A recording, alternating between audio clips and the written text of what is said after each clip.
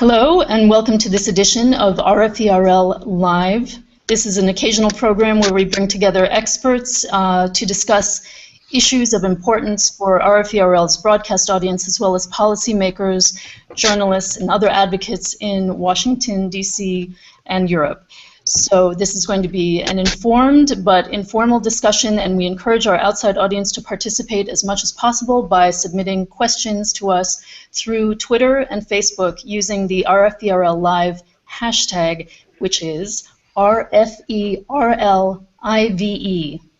You can do this throughout the program. Today we're here to talk about a case that's very personal for RFE RL, which is the case of Khadija Ismailova, a journalist and investigative journalist in Azerbaijan who was for many years a contributor to our Azerbaijani service and whose investigative reports have also appeared regularly in English on our English language site. For many of us, she's a friend and a very respected colleague, and we've been watching with dismay over the past few months. She was arrested in December on charges of inciting an acquaintance to commit suicide. That person later recanted his claim, but Khadija was put on trial nonetheless. And yesterday, she was convicted on charges of tax evasion, illegal business activity, and abuse of power, and sentenced to 7.5 years in jail. A lot of people are seeing the case as retribution for Khadija's reporting on high-level corruption, much of it linked to the ruling family of Azerbaijan, Ilham Aliyev, the president, and his family. So today's discussion is aimed at looking at how Khadija's sentencing may affect the work of organizations like RFE RL in the region. And it's also looking at the role of advocacy and public diplomacy in defending frontline workers in the post-Soviet region. What we could be doing better to protect journalists and activists in the future, and perhaps most importantly, is whether there's anything that can be done at this point to secure Khadija's release. So without further ado, I'd like to introduce the panel, starting with Arzu Gebula, who is a blogger and journalist who has worked extensively with our own Azerbaijani service and provided a live blog of Khadija's trial. She's also the co-director and managing editor of the Imagine Center for Conflict Transformation based in DC, and she's coming to us today from Istanbul. So hello, Arzu. Next we have Kenan Aliyev. He's the former director of the Azerbaijani service here at RFE RL and now is the director of a new program called Current Time here at RFE, Russian language programming designed for Russian-speaking regions outside Russia. Welcome, Kenan. Thank you. Next we have John Donnelly, a senior writer on defense and foreign policy with the Congressional Quarterly. He's done a fair amount of investigative journalism himself and is also very active with the National Press Club, where he chairs the Press Freedom Committee, which this year awarded Khadija its award for press freedom. Welcome, John. Next we have Karen Deutsch-Karleker, who now works with PEN America, the American branch of the International Writers Group, where she focuses on press freedom and digital rights. Before that, she worked for many years at Freedom House, specializing in press freedom issues. So welcome to you, Karen. Thank you. And finally, we have Rachel Denver, who is the Deputy Director of the Europe and Central Asia Division at Human Rights Watch, a veteran in the human rights sphere, and we're very glad to have her with us today. So welcome, Rachel. Okay. We'll try to keep the conversation looking forward, but just let's catch up a little bit with events on the ground. I wanted to start with Arzu, who, as I mentioned, is live blogging for the Azerbaijani service and has been following this case day in and day out. Arzu, what can you tell us about the 24 hours since the verdict was announced and the sentence pronounced? What's the next step for Khadija, and what has the conversation been like among the Azerbaijani community online? Well, the reaction has been so far mostly on international scale. A lot of human rights organizations and press freedom organizations and non-governmental organizations working with journalists around the world have been very quick in responding to yesterday's verdict. Everyone's been criticizing RLive and the court for sentencing Khadija to 7.5 years, finding the sentence completely biased and the whole trial as a theater trial. So international response has been quite great and quite quick, although there's been a lot of criticism also of the decision makers and policy makers coming in from, especially reactions coming in from Europe, and Jagland, for instance, making a statement, and people talking about whether or not what he said in his statement makes a lot of sense, because he was requesting evidence from the authorities of Azerbaijan to see whether or not this was a fair trial. There's been a lot of discussion, especially today, whether or not, you know, this once again shows that Council of Europe is really weak and has really, you know, got basically sold with caviar diplomacy and whatnot. Locally, what about Khadija herself? Are we expecting her to appeal? Of course, of course. Even yesterday, after the court, the lawyer said that they will appeal. So there will be appeal, and I'm guessing in the next few days. Mm-hmm. And will that be another lengthy process, or is it a matter of hours or days? Well, given how quickly they handled Khadija's court, I'm guessing this will be a very quick rejection at the Court of Appeal, which still won't stop the lawyers or herself, and she will continue fighting for working out legal ways of getting herself out of jail. Okay, thank you. Kenan, I wanted to ask you, as the former director of the Azerbaijani service, you're probably the person who knows her best in a journalistic sense. Maybe you can give us a little bit of background on the kinds of articles she was working on, and what were instances where she was really proving a thorn in the side of the Azerbaijani authorities. What about her reporting was irritating them the most? Well, as you mentioned, I worked with Khadija for the last 7-8 years. I hired her to Radio Free Europe, Radio Liberty, and offered her to be a bureau chief in Baku in our first meeting. She, you know, we can talk about Khadija endlessly about her work, her journalism, but she was extraordinary, and I mean, on international scale, I would say, and her reporting, which I believe would anger the president and his family, was of course her investigative reporting, which was a very fact-based journalism. She was investigating the business deals of the government of Azerbaijan, and especially the president and his family. And she told me many times, Kenan, every stone I unearth, I see the link to the president's family. So the whole country is basically was working for the family of President Ilham Aliyev. And she documented very meticulously. She was very accurate in her reporting.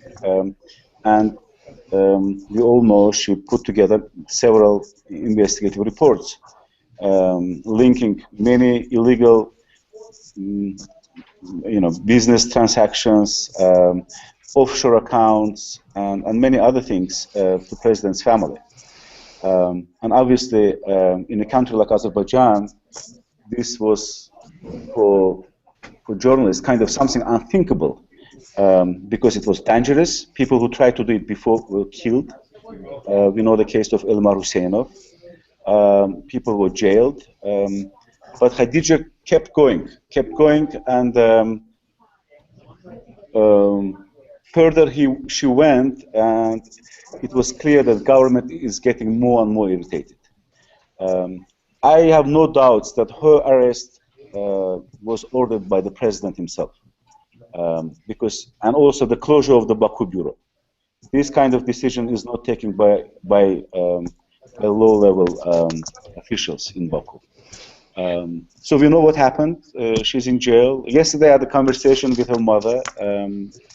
We talked. She came back from the court, and she said Khadija's message to her friends, to supporters, to people who care about Azerbaijan: just keep going, just keep fighting for freedom of speech, for the truth, for the justice. And her mother said she smiled at the at the judge when she handed that verdict, 7.5 years, and she was very resolute. She's unbreakable. I don't think they can just easily put pressure on Khadija, just putting her in jail. And so her mother also was very resolute, and she said, Kenan, we will fight for her, and she wants her friend just keep doing what she was doing, writing, investigating, and telling the truth, and fighting for the freedom of speech in Azerbaijan.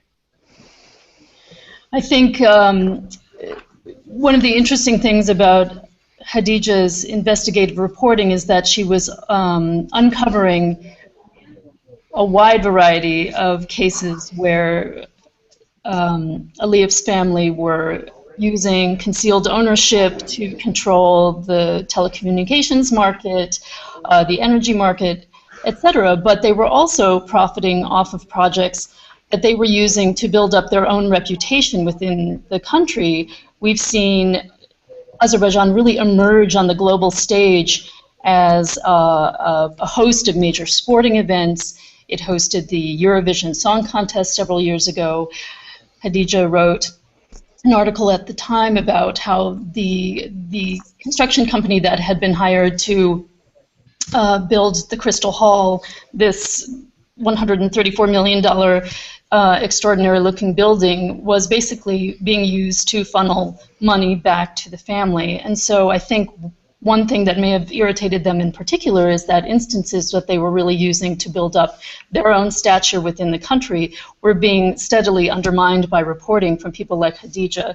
And so I wanted to ask also, Karen, you, from your background at Freedom House, you've watched Azerbaijan steadily over the past 15 or so years.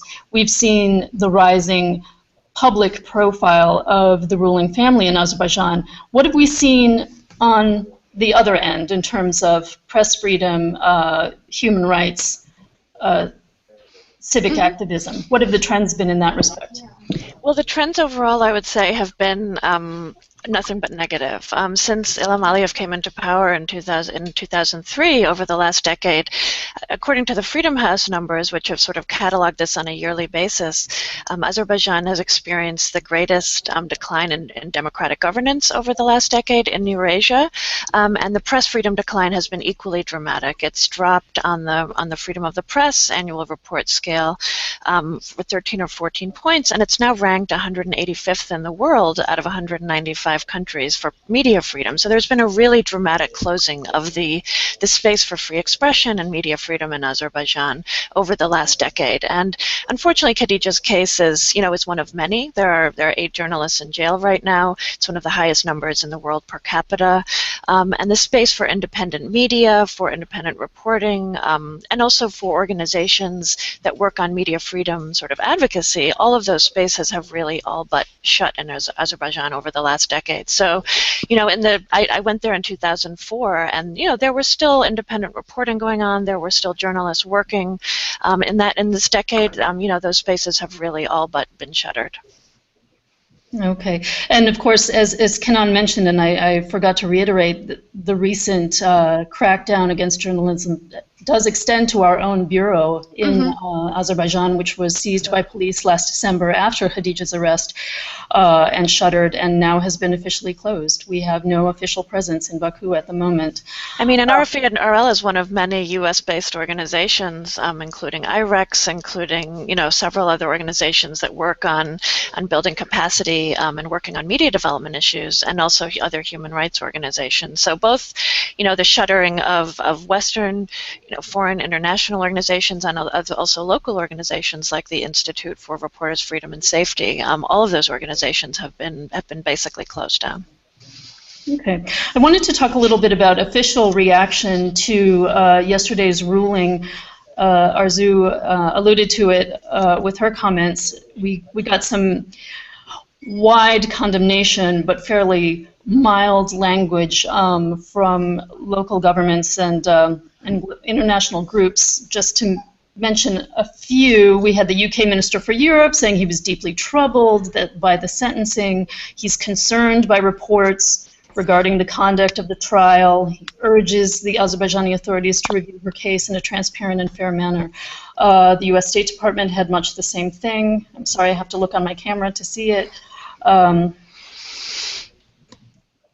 Actually, Daisy? Yeah?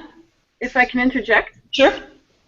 If I can interject, I would just say I was quite struck by of course it's positive. It's a good thing that there was a chorus of condemnation, but you actually had what was surprising and disappointing is how few institutions, how few governments were willing to take the extra step to call for her release, to call for her freedom.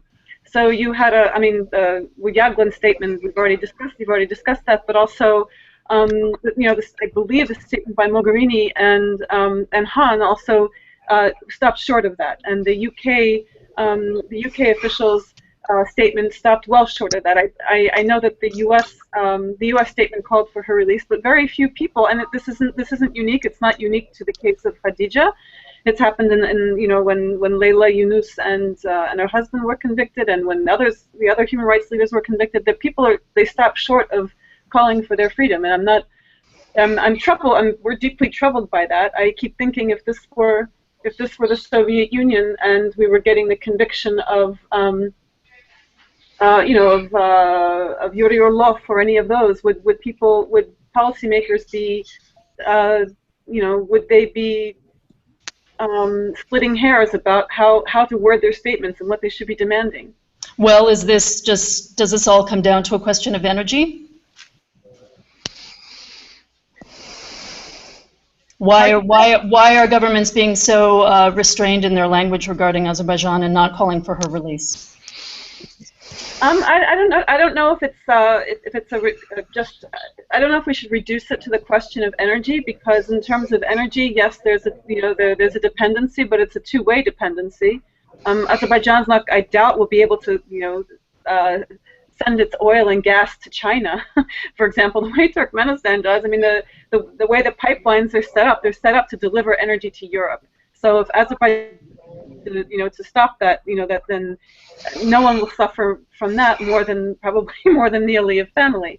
So I sincerely doubt that they're going to do what Russia has done in the past, and like shutting down the gas to Ukraine like it did in 2009. In 2010.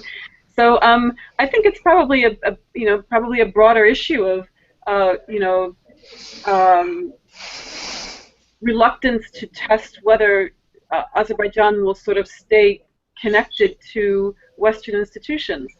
There's rather than the Council of Europe is very fretful about this. So we want to keep Azerbaijan in. We want to keep Azerbaijan in. That's probably why you see such rather non-committal responses by the Council of Europe. And yet the Council of Europe really should be thinking about the integrity of its own institution. That's what they should be thinking about more than anything else. John Donnelly, I saw you shaking or nodding your head a little bit earlier. What was the reaction in D.C. when the verdict was delivered? Well, it was as you described.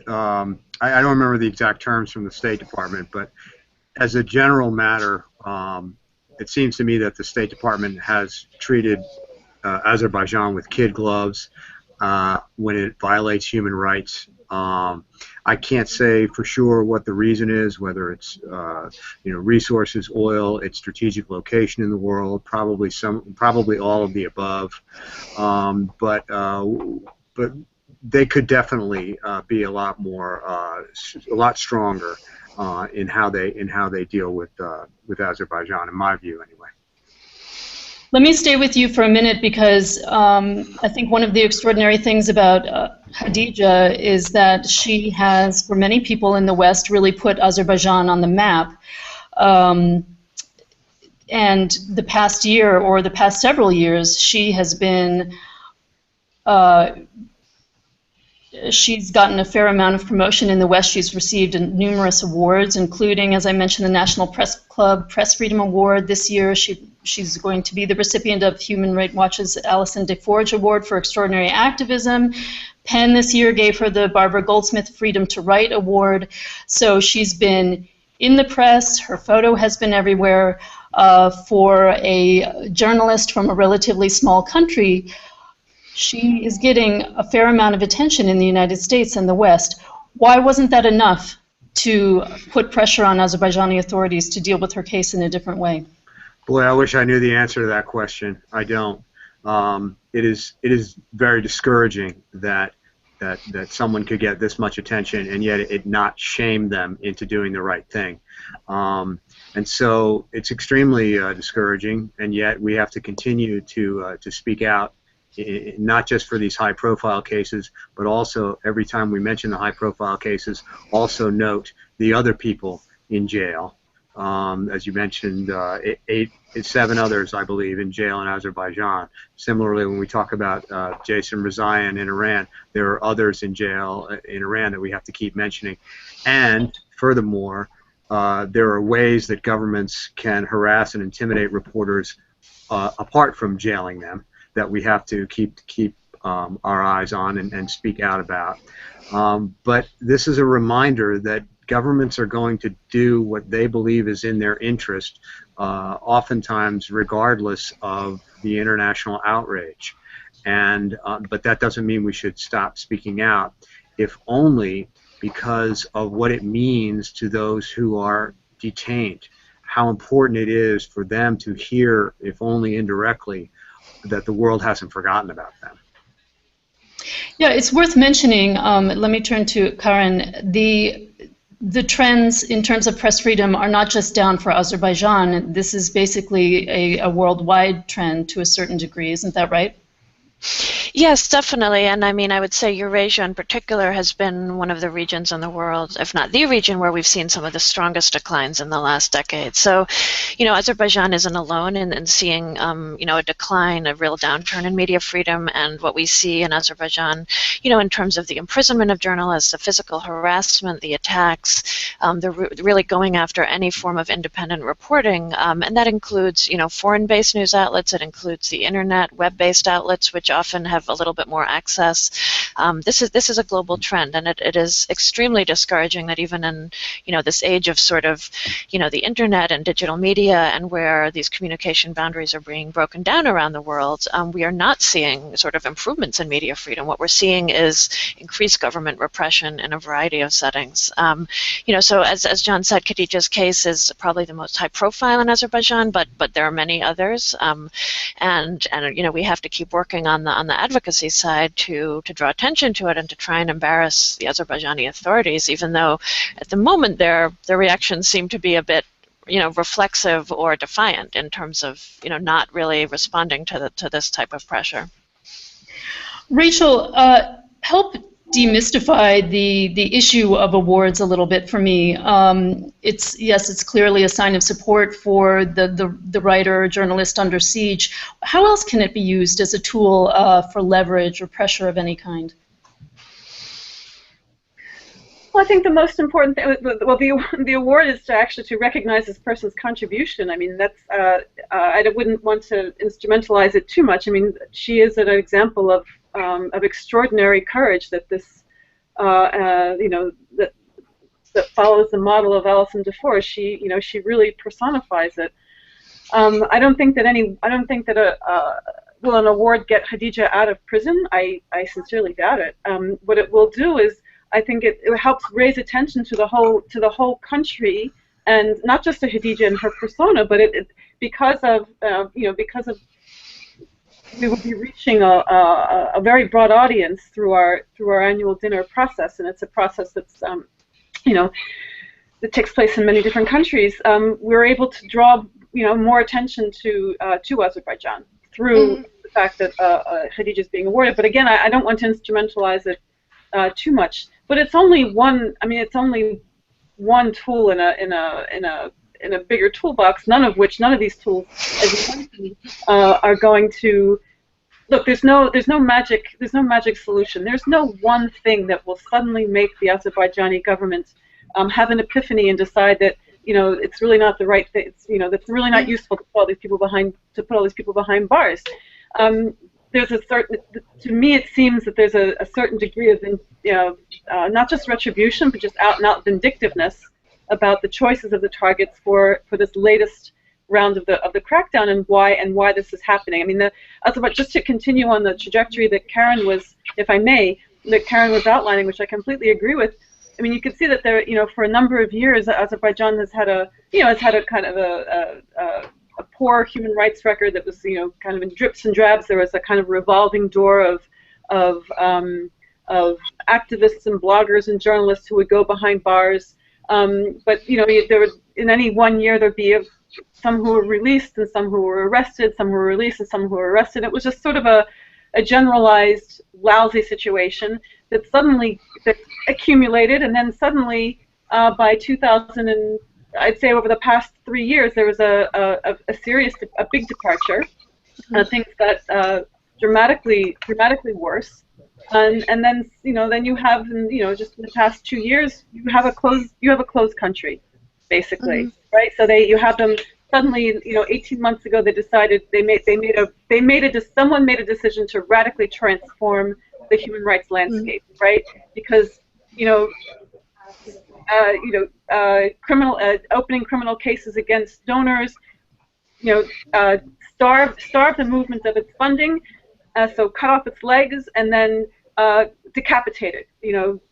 Put its leaders in jail or make them flee abroad. And that's, I mean, yes, but there are still activists who are doing work, who are courageous, who are doing stuff on the ground in Azerbaijan, without a doubt, and we have to give them their due and give them credit. But the leadership has been decapitated, and the funding has been taken away. So I think they're just waiting for the rest of the body to just sort of keep twitching, But someone made a decision to do that, and it's a radical transformation.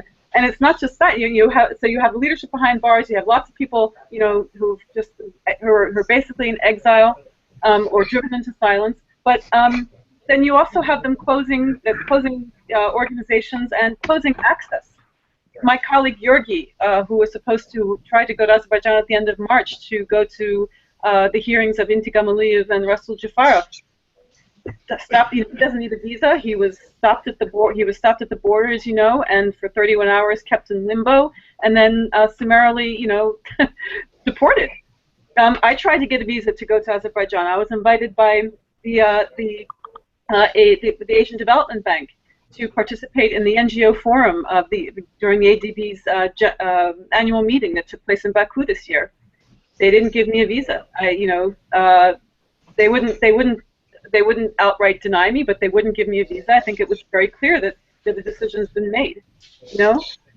So you have Azerbaijan going on this path of becoming a closed country. It's a radical transformation. I don't think there's any one magic bullet that's going to suddenly make them turn around. Which means two things. First, we have to keep always keep the longer perspective in mind, and second, it means that these institutions have to think about their own integrity. The Council of Europe, like I said, has to think about its own integrity, right? What does it mean to have Council of Europe standards on the one hand and have a country like Azerbaijan that still, to this day, gets to, on the one hand, talk, the Council of Europe, claiming that people have double standards, and at the same time proudly say, oh, we were the chair of the Council of Europe for 6 months. There needs to be, persistence in persistence in condemnation, persistence in keeping a very strong moral rectitude in dealing with this country. There was an interesting episode this summer when I think their anticipation of an event did not pan out as they had hoped, and that was the European Summer Games, which was the first time ever Olympic-style event. Lots of money and infrastructure went into it, lots of preparations in the city of Baku. but it was a period where there was an unusual amount of Western press coverage, very critical of the Azerbaijani human rights record, and certainly talking about cases like Khadija and others, the Eunices. And it ended up that, to a certain degree, the games did not get widespread television coverage in Europe. Coverage of the games was as much focused on things going wrong and human rights abuses as it was on the sporting events itself. Kenan, I want to ask you, was this a surprise for the Aliyev family? Was this a bit of a disaster?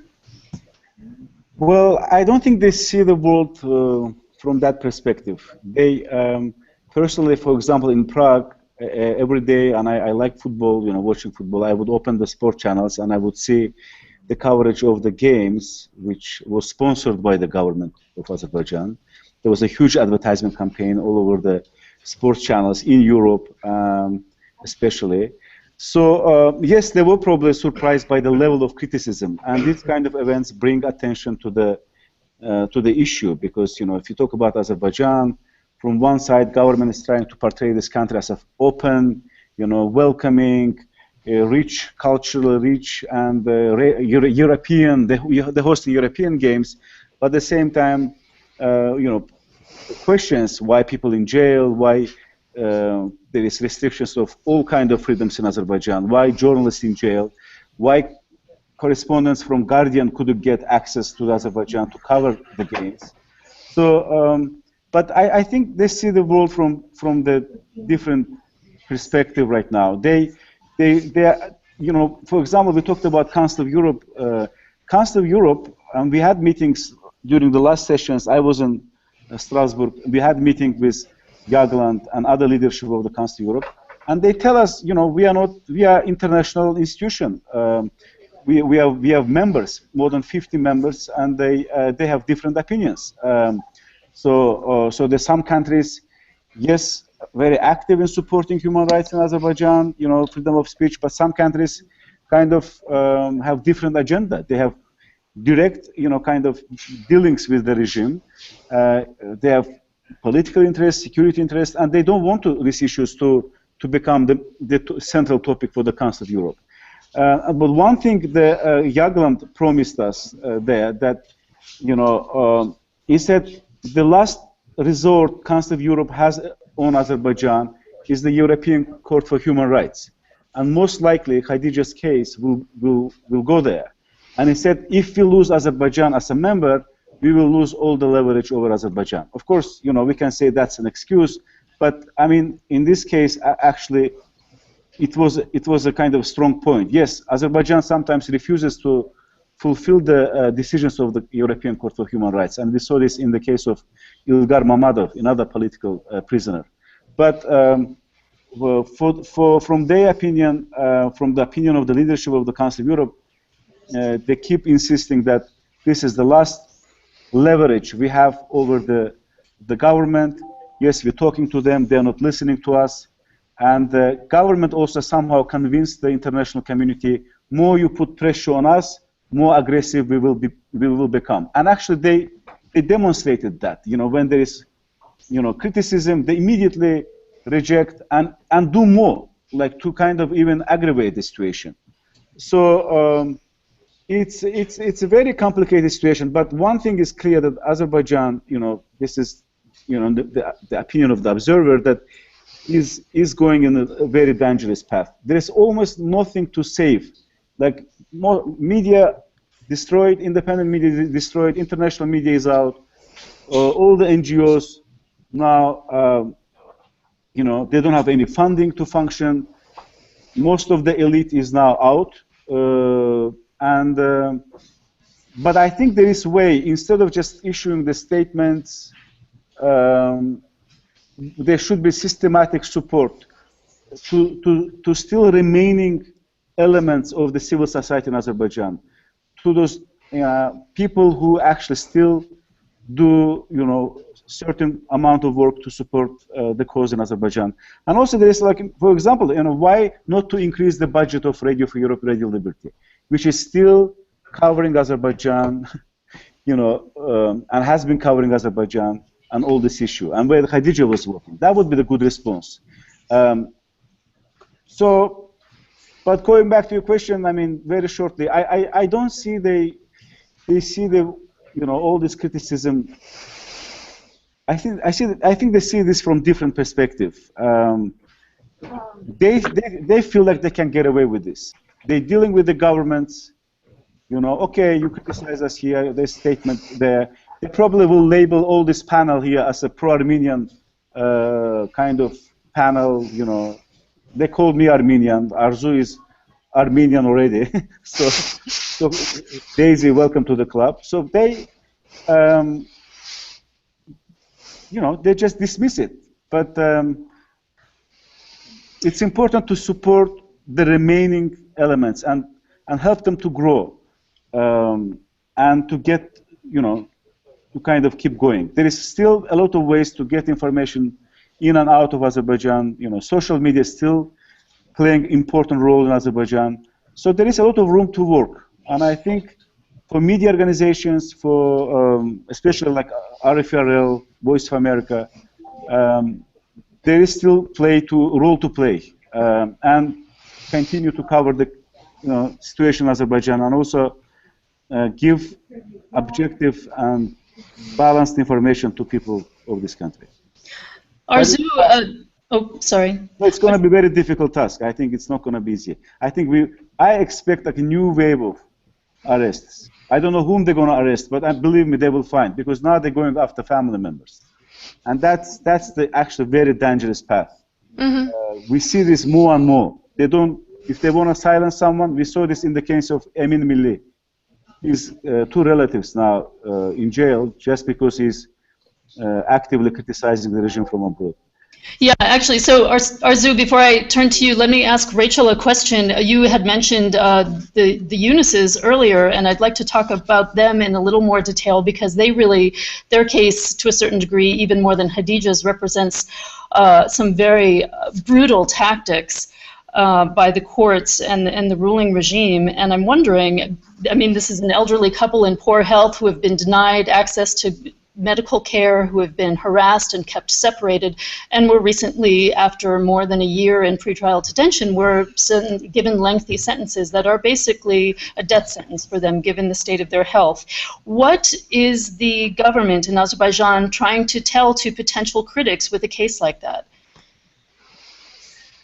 Oh, well, gosh, I wish we could put them on the, on the analyst's couch and and have them speak for themselves. It's I can only it's just speculation, but I think a couple of things. Again, I think there's a certain degree of vindictiveness here. I think that they're saying these are your heroes. This is what we're doing to your heroes. I think that they're saying don't misjudge us for a second, just how far we're willing to go.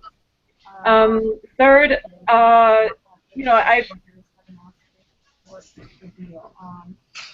I don't really know. I mean, in fact, maybe I would ask Kenan or Arzu maybe they're the better ones to direct this question to.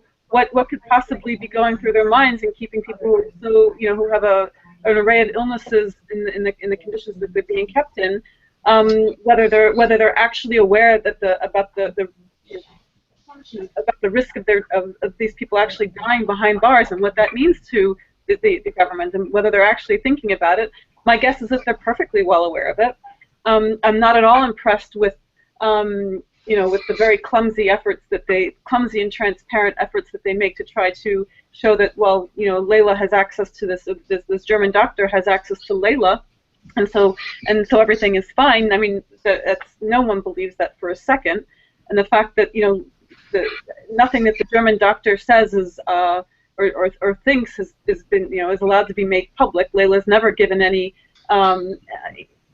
written document about the state of her health that she could then share with anybody else. So everyone's kept in the dark. And meanwhile, the fact that there's this German doctor, it's thank God someone has access to her. But the government's also using this the government's using this as a pressure point.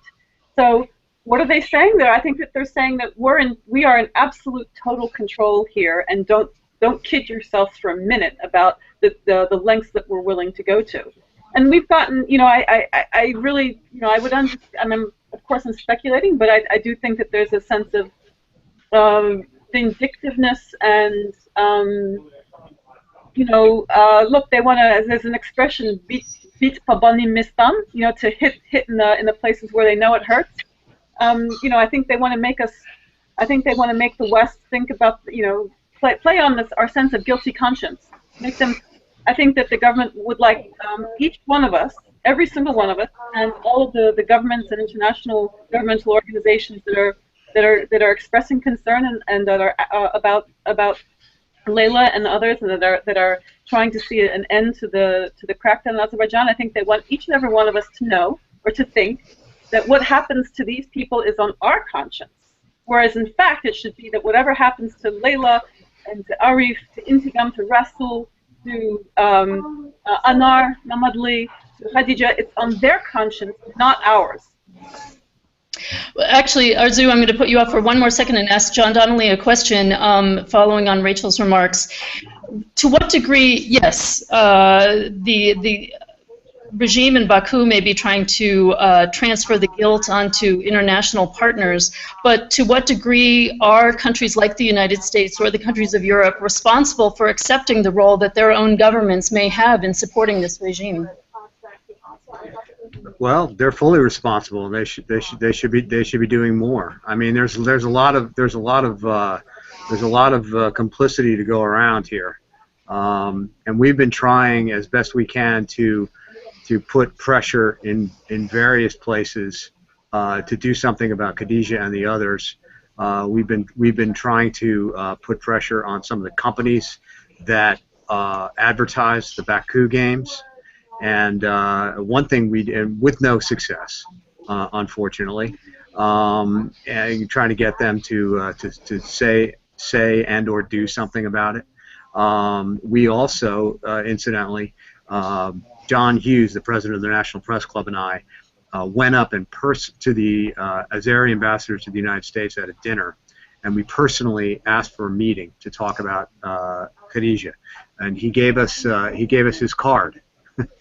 And said contact him, and we did, and we gave him a letter. We gave him a letter by hand that night. We also followed up with emails. Never heard anything back. So there's a lot of people who are involved in this kind of a decision, and we need to push the buttons wherever we can. That doesn't mean we will succeed, as unfortunately we're seeing so far in this case. Well, we did, with the case of Russia and the Sochi Olympics, there was some success in hurting advertisers, or getting advertisers where it hurt. Is money the best way to make an impression on the politicians in Azerbaijan? Yeah, I mean, I don't know what they might have done right that we've done wrong in this case, if that's even an accurate way to put it. I think money is the reason why people are treating the Azerbaijan regime with kid gloves, and why companies like, I'll name them, Coca-Cola, Procter & Gamble, were reticent to say anything about what's going on there. This is Coca-Cola, for example, surprised the heck out of me, because they had no problem making critical remarks about the FIFA scandal. And yet, when we asked them about Azerbaijan, they said, well, it's not our place to speak out about these kind of issues or to criticize other governments or international organizations. Well, apparently they feel like in some circumstances they can do that, while in others they can't, so they're a bit selective about it. That's interesting.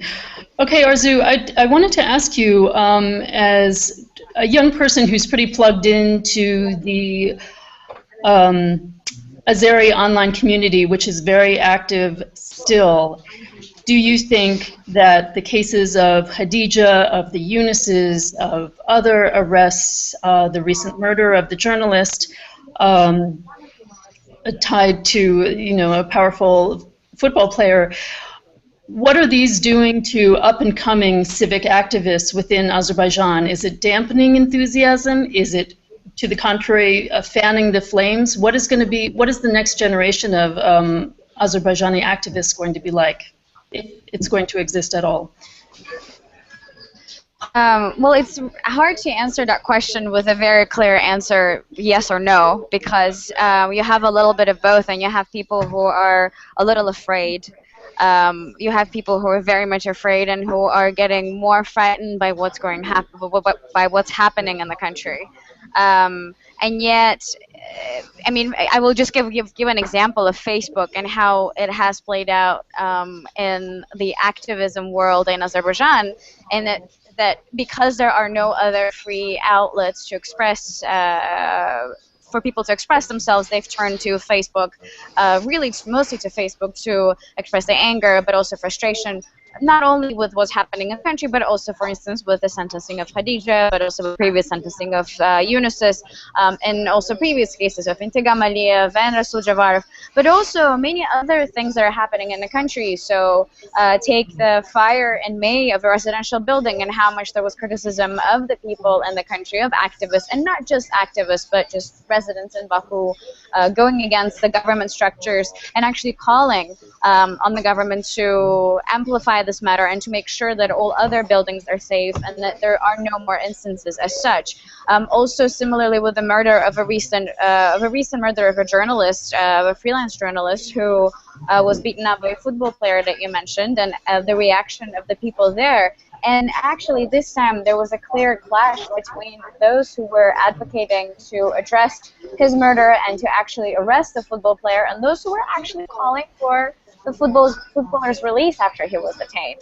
In fact, there was a group of journalists, so-called journalists, who got together and issued a statement asking the president, because the president took a special interest in this case, to release him. So there's this very active conversation going on. But having said this, I don't want to create this, pink vision of, this activist being really outspoken online, because this is not the case. It's only those who really still think that they can express themselves and who really believe in the power of what they can do and the power of online media. But I'm not really enthusiastic because I know people who are, tired and afraid of expressing themselves and who are just moving away from the country. And there are a couple of things I wanted to add, actually, if I may.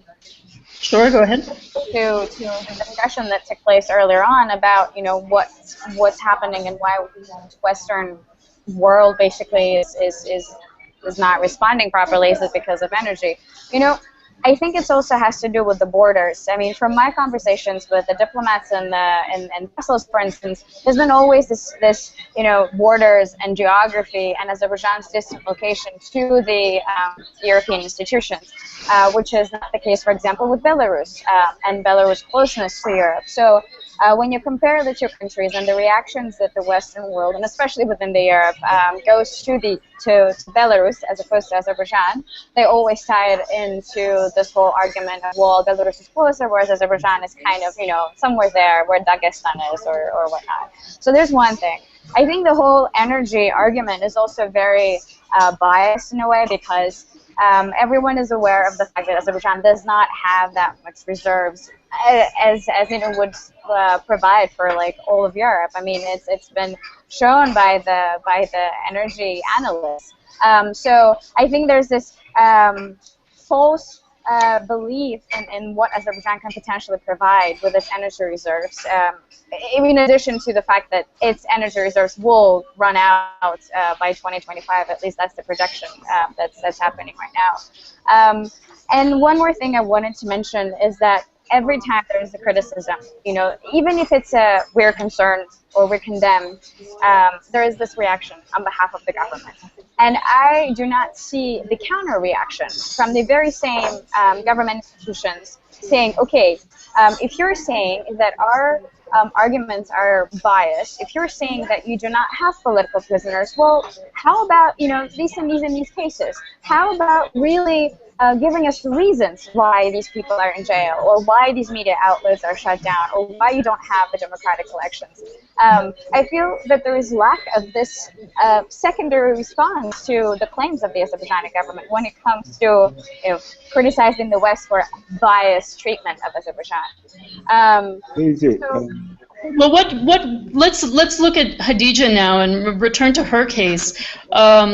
We can probably safely assume that her appeal will not lead to her sentence being overturned. Is there anything left that the international community can do to either shorten her sentence, ensure her quick release, help her in some way? I'll open this to anyone who has a thought. Rachel? I was just going to say that the things that the international community should do, we should do them because I don't know who articulated this before. We should do them with a view first and foremost to supporting Khadija and the others spiritually, morally, etc. Because, like I said before, I don't think that there's any one thing that any institution would do that would signal to the Azerbaijani government that enough is enough. There's somebody, I believe. One of the activists, I believe it was Layla's, one of the lawyers once commented to Human Rights Watch that that the numbers of years that the activists are that Layla's convicted sentence to makes no difference, whether it's 3 or 33. That her release won't happen until there's some big change until an improvement in the relationship between Azerbaijan and the West, for example. So I mean I don't know if that's true or not, but I think it speaks to something else, and that's that Azerbaijan at some point is going to make a decision that this is no longer useful for them, or that or that there will be something to be gained from making a gesture. So I don't know that there's any. I don't think there's any one thing which makes it even more important for all the institutions to do everything that they can do. That everything that they can do statutorily, everything that they should do morally. Yeah, and just to add in on that, I mean, I think there's a range of advocacy activities, and I agreed with Rachel. There's no, sort of magic bullet, but the prizes I think can, give more attention to somebody. When we look at, for example, over the last 20 years of the PEN Freedom to Write Awards, of the 40 awardees, 35 of them have been released from jail, and in many cases, it was in some part due to the fact that they were given an award. So in the longer term, you do see a very positive track record from such awards. And sort of the ongoing advocacy, the Sport for Rights campaign, which PEN, CPJ, other groups are a part of, has been doing ongoing advocacy. And really, I think, that really did help around the European Games when there was a lot of negative attention brought to Azerbaijan's record. And the government is concerned about their international, appearance and their appearance on the world stage. So I think that did really have an impact, I hope. So I think, in the meantime, to continue doing these types of things is very important. I mean, apart from just the moral, support that it gives to someone who's in jail to know that people are advocating on their behalf, and that, if Khadija wants to write something from jail, we can help get it into the New York Times and get it read by, policymakers, decision makers in the U.S. and really get it out to a much wider audience. So I think having that kind of support is incredibly powerful for people who are in jail, and I imagine that's one reason she is staying so strong, is that she knows that many people in the world are behind her right now. John, would you like to add to that? Do the National Press Club, for example, will its advocacy efforts, will your own efforts intensify, change in any way once she's in jail? We will continue to speak out on her case, and again on the others. I mean, there are others in jail in Azerbaijan, and so I expect that we will not let up. And I do like the idea of because she's done it before. She wrote a piece that was in the Washington Post, and I don't know if it was published elsewhere on the op-ed page. I like the idea of the sentence for Khadija coming back and biting them in a bigger way if she can continue to do that sort of thing, to publish and to continue to embarrass them, and so that even if it doesn't literally lead to her release from jail, it will augment the spotlight on the Azeri government. May I say just one add to this? The response was a good question. Can I? Yeah. Yeah, I'm just looking at the news and I see like now 3 more journalists from the Meydan TV, which is activist new media TV based in Berlin, but have still small presence in Azerbaijan. Now they're being questioned in the prosecutor office for the coverage of the recent unrest in one of the regions of Azerbaijan. We have now new statements from the officials from the Ministry of Communication calling for the licensing of the Facebook, Twitter, all this YouTube and all these social media organizations in Azerbaijan. And the statement, the message is they cannot operate in Azerbaijan unless they're licensed by the governments. We have parliamentary elections coming in November. And many observers believe there will be increased pressure on the political parties, which still few of them remain in Azerbaijan, are still trying to engage in political life in such a small space, which is allowed by the government or restricted by the government. So, and to get Khadija out, once I was in Washington recently at my presentation at NET, someone asked me, what can be done? And I said, now these people are hostages. The government keeps them as hostages, and this is now the negotiating chips basically for them. And Khadija is one of the biggest prize they have. So to get Khadija out, I believe if someone can convince President Obama personally pick up the phone and call and make a plea for her, she will be released. That's the price. Because I don't believe this government will easily let Khadija or others go. I believe they wouldn't mind to see Leyla Yunus or Arif to die in the jail. So this is going to be very difficult period we're entering. I'm not so optimistic. Many observers, many Azeri Democrats believe the Western governments, not the Western international community, in terms of advocacy groups or human rights groups, they always go on supporting these Azeri Democrats. Many of them believe that the West betrayed them. And this is actually the turning point. And this is the new stage where you have almost virtually no people left who can resist to increasing pressure which we're witnessing from the government. So this is maybe we're coming to the end of any hopes for reforms in Azerbaijan. Let's be honest. I don't expect any changes in the behavior of the government. I don't see any pressure coming from the international community, from the West. And I believe the government will be tightening screws more and more. There will be more arrests, more jailings, and unfortunately, this is the reality. And there will be, statements of, we are troubled, we are concerned, we are, disappointed, but nothing else. So, and as far as government doesn't feel on their own skin that they have to pay price for their actions, this is, in my opinion, terrible actions. What they're doing to Leyla Yunus and Arif, actually, it's a humanitarian issue now.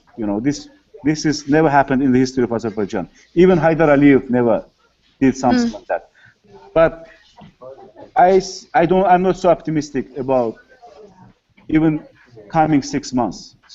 And this is the turning point. I think we already passed the stage when we can say what could be done. I think maybe we passed that turning point. Nothing could be done. Can I just ask a quick question? Again, talking about the Yunuses, when Magnitsky died in prison in Russia, obviously there were enormous political consequences for Russia that we're still feeling to this day. Would there be any similar actions if one of the Yunuses were to die in prison? Rachel? Well, Daisy, I don't know if I can actually answer that question, but what I've been wanting to say is I'm really glad that Kenan talked about consequences, because like I said, I don't think that there's any one single magic bullet. And I mean, Kenan, if you think that if Obama picked up the phone and asked Ilham Aliyev to release Khadija, he would. Well, that's you're more optimistic than I am. I mean, that would be great. But I mean, it's separate from the issue of magic bullets. There's still the issue of, let's just sit back and take a look at the last few years. That's what I hope, Let's take a look at what happened. That's been happening in the last 18 months of this truly radical, transformation, and what consequence, separate from the issue of what, will this statement or this action make a difference or not, which is, I think, a question that many of these institutions ask themselves. Let's sit back and look. 18 months of radical crackdown, and what consequence has Azerbaijan been made to pay? Almost nothing. I mean, the EITI, the Extractive Industries Transparency Initiative, demoted Azerbaijan's credentials, and which is going to come up for review again. What other institution has done anything close to that? What Azerbaijan has not been made to pay any diplomatic, political, or otherwise consequence. Nothing. Kenan, I understand. I completely agree when you talk about how the importance of the European Court of Human Rights. But there are other steps that can be taken short of kicking Azerbaijan out of the Council of Europe. It's going to happen. And also. It's not going to happen. Sorry? It's not going to happen. Right. No, they're not going to get kicked out. But there are other steps that the Council of Europe could take. But the Azerbaijani government has not been made to pay a single consequence for what it's done. What I said, we're witnessing the end of the era. I mean, to be honest, this is what my conclusion: end of democracy in Azerbaijan. And I would like to be optimistic, and actually maybe I should be, because we still have people in jail, and we care about them. We have to continue to work, but this is going to be now a much more difficult fight for many, who care about Azerbaijan, who focused on Azerbaijan, than we expected. Because, as you said, there is no consequences, and we have to probably start from the zero. And that will be much more difficult task for most of us, everybody. We only have a few minutes left, and so let's close by turning back to Khadija. And as John and Karin mentioned, there's reason to be hopeful that she will continue writing and that her words will get out, even if she is put in prison. And I don't know if everyone has had an opportunity to see her final statement, but she has big plans for her prison time. It says, "I might be in prison, but the work will continue. I won't break under a 15 or even a 25-year sentence."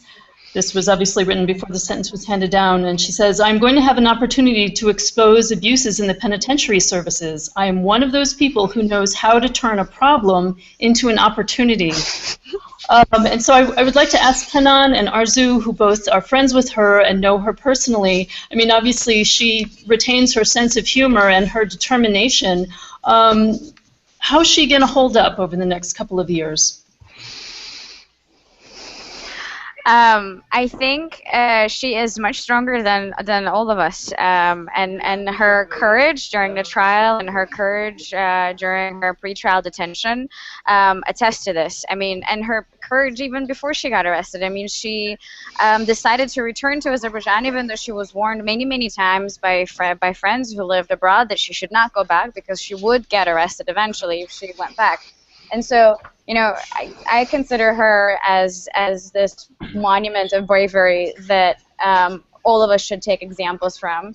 And I think that we really need to follow up on what she asked us to do, which is to continue her work, to make sure that we fight for freedom, because she is paying up the price, and we're still out, so we must continue, and we should do whatever we can, and she will stay the same. I mean, I won't be surprised if when she's out, she'll have poems about prisoners and employees of the prison facility. I'm sure she'll have very humorous stories about this as well, and I think she.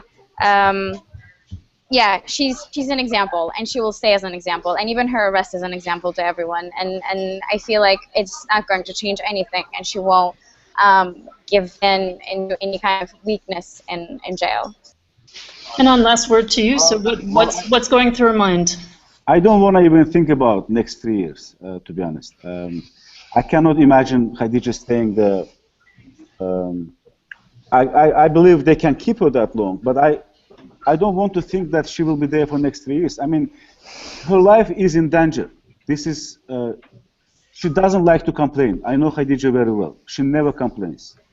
But let's be realistic. I mean, she's in real danger. I think they can do all kinds of things to her that we cannot even imagine. Because, again, she's a hostage, and she doesn't treat this government as a government. She's in the hands of people. She was investigating, proving that you are criminals.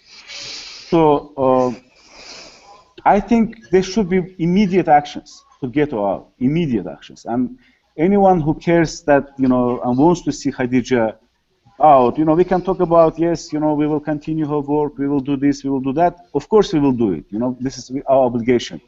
But I believe there should be immediate, this is the momentum, we have to fight for her right now to get her out, I would say next 3 months, because then it will be late. Then this issue will disappear. Now there is attention, this is the momentum. We have to build up on this. Her friends, you know, organizations, institutions, and say, this is now a turning point. You have to do something to get her out. Because I believe, I seriously believe her life is in danger. She doesn't complain. She wouldn't ask for doctors. She wouldn't, and she told, I mean, through friends, send these messages to us that I will not complain. I will not say that this is bad because I don't want people feel like going to jail is a danger. But I know she's in danger, and I, you know, hope she will get out of there. But many things depends on us. Just, and I hope we can do more. We should do more. There is no other choice. Thanks, Kenan. So a call for vigilance and keeping Khadija's name in the headlines and in our thoughts at all times. So I want to thank everybody for participating in this really interesting conversation. Arzu Gebola, blogger, journalist, activist, Kenan Aliyev, former director of RFE-RL's Azerbaijani service and current director of our Russian language current time television programming, John Donnelly of Congressional Quarterly and the National Press Club, Karen Deutsch, yes. and America, and formerly of Freedom House, and of course Rachel Denver of Human Rights Watch. Thank you all for joining us today. Thank you. Thank you very much. Thank you. Thank you. Bye.